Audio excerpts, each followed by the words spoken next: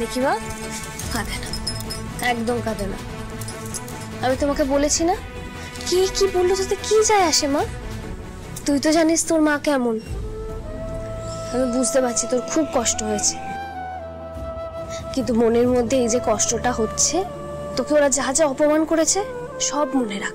যে এর আগেগুলো আমরা একদিন এর ঠিক যোগ্য জবাব দেব। কিভাবে মা? এই যে তুই যদি ভালো করে পড়াশোনা করে ভালো রেজাল্ট করতে পারিস, সেটাই হবে তোর যোগ্য জবাব। তোকে যারা এত অপমান করছে, খারাপ খারাপ কথা বলছে, তাদের সবার মাথা দেখবি লজ্জায় হেঁট হয়ে যায়। কিন্তু এখন যদি তুই ওদের বলার ভয়ে স্কুলে না যাস, স্কুল থেকে পালিয়ে আসিস, তাহলে তো তুই হেরে গেলি, পালিয়ে গেলি। একটা কথা আছে, যে সয় সে রয়। যার যত সহ্য ক্ষমতা, সে জীবনে তত বড় হয়। মিষ্টিমা, তোকে স্কুলে পড়ানোর জন্য আমি এত কিছু করলাম, কত বড় বড় অপমান মাথায় নিলাম বলতো। এখন যদি তুই আর স্কুলে যেতে না চাস, তাহলে তোর সাথে সাথে তো আমিও হেরে যাব, বাবাও হেরে যাবে। তুই কি চাস মা আমরা হেরে যাই? না মা, আমি তোমাকে কখনো হেরে যেতে দেব না। আমি কালকে থেকে স্কুলে যাব আর খুব মন দিয়ে পড়াশোনা করব মা। মিষ্টি, আর কখনো এরকম করবে না, ঠিক আছে? বই কথা সরে ফেলবে না। সরি বাবা, আর কখনো করব না।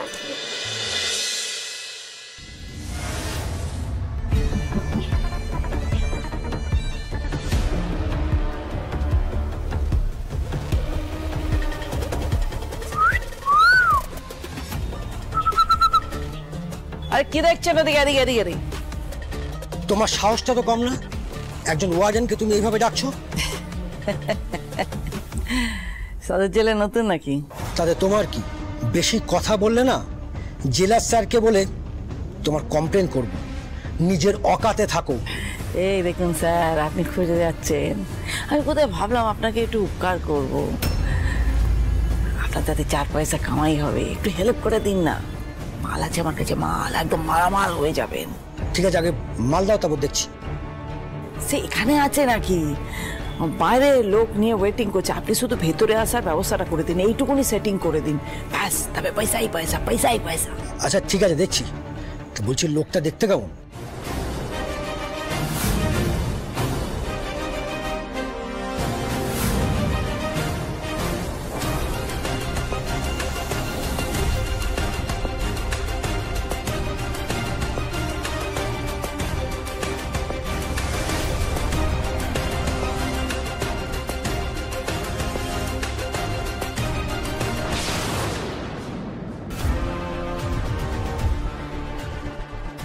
সালামি,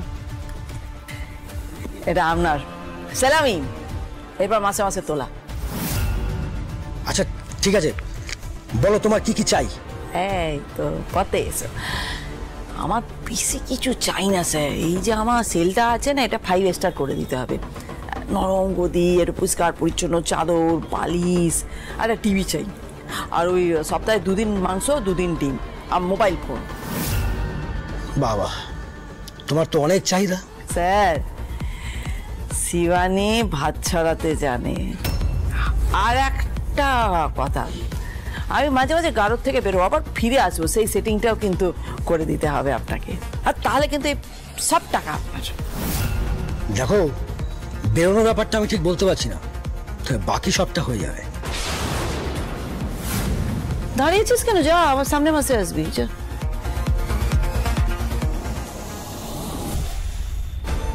সালে পুতুল টিটিপি হারামজাদা, তুই জানিস না কোথায় খাপ খুলেছিস। আমি জেলের মধ্যে বসে সব কাজ করব, রাজ করব আমি এখানে। তো চিনা আমি হারাম করব সালি। আমার না জাস্ট অসহ্য লাগছে, অসহ্য লাগছে মৈনাক, বিশ্বাস করো। তুমি দেখেছো পুতুলের তেজ? হ্যাঁ, এত সাহস আসছে কোথা থেকে? মেয়েটার না আছে টাকা, না আছে ক্ষমতা, তাও এত তেজ কিসে? এই মৈনাক, আরে মৈনাক, মৈনাক তুমি কিছু করো প্লিজ। দেখো, এই বরকা ছোটকা এই মাঠানকে বাড়ি থেকে তাড়িয়ে দাও।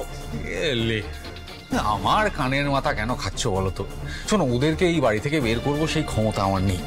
যার ক্ষমতা আছে তার কানের কাছে গিয়ে ঘ্যান ঘ্যান করো। আরে ঘ্যান ঘ্যান করেছি তো, তবু কিছু হয়নি। আর মাথা খেয়ে নিয়েছি, তবু কিছু করতে পারিনি। আমার মনে হয় উনি খুব টায়ার্ড হয়ে পড়েছেন, জানো তো। ওই এত ডায়লগ দিয়েছেন না, পুতুলের তেজ ভাঙবে, এই করবে সেই করবে, কিছু তো করতে পারেননি। শোনো না, বলছিলাম যে তুমি কিছু করো না। আমি জানি তুমি ঢ্যামড়ামিতে ছোট মাঠানকে বলে বলে হারিয়ে দেবে। বলছি এই মাখনটা না একটু স্যান্ডউইচের জন্য বাকি রেখে দাও, দাঁড়াও ভাবতে দাও।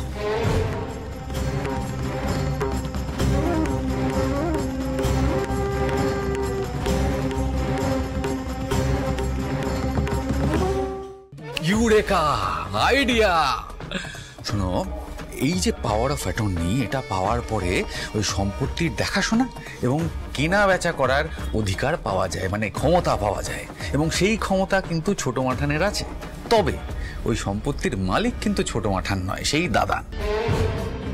সুতরাং ওই ছোট মাঠান যতই চাক, মানে যতই পুতুলকে ধমকাক চমকাক, তারপরে বাথরুম পরিষ্কার করাক, তারপরে ওই মার্কাটারি সিধুকে দিয়ে সারের ব্যবসায় হামলা করাক, কিছুতেই সে পুতুলকে এই বাড়ি থেকে বের করতে পারবে না। কিন্তু যদি কোনোভাবে এই ছোট মাঠান ওই সম্পত্তির মালিক হয়ে যায়, তাহলে কিন্তু এই পুতুলকে একেবারে ঘাড় ধাক্কা দিয়ে বের করে দিতে পারবে।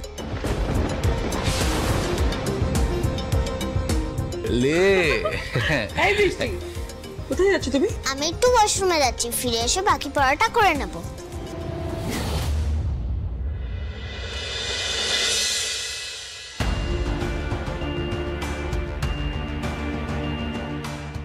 অনেক চেষ্টা করলাম পুতুল,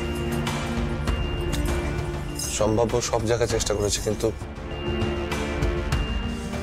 একটা চাকরি জোগাড় করতে পারলাম না। তুমি তো চিন্তা করছো কেন? একটা ইন্টারভিউ দিলে তো, দেখো না কি হয়। না না, ওখানে হবে না। ওখানে অন্যজনকে নিয়ে নিয়েছি, আমি খবর নিয়েছি। আমার আর চাকরি হবে না পুতুল।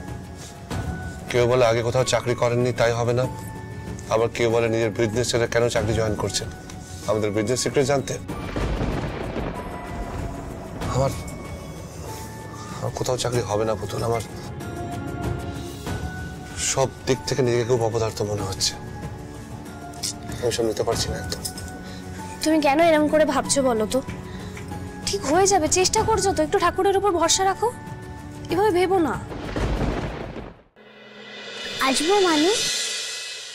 বৃষ্টি, ওমা আবার দাঁড়িয়ে জিজ্ঞেস করছে যায় ভিতরে ভিতরে। শোন না, একটু মুড়ির মোয়া খাবি? আমি আনছি, দাঁড়া একটু। না না, পরে এসে খাবো, এখন একদম সময় নেই। আমি ওয়াশরুম যাওয়ার নাম করে এখানে এসেছি। কেন রে, কি হয়েছে? তোমাদের খুব ইম্পর্টেন্ট একটা কথা বলতে এলাম।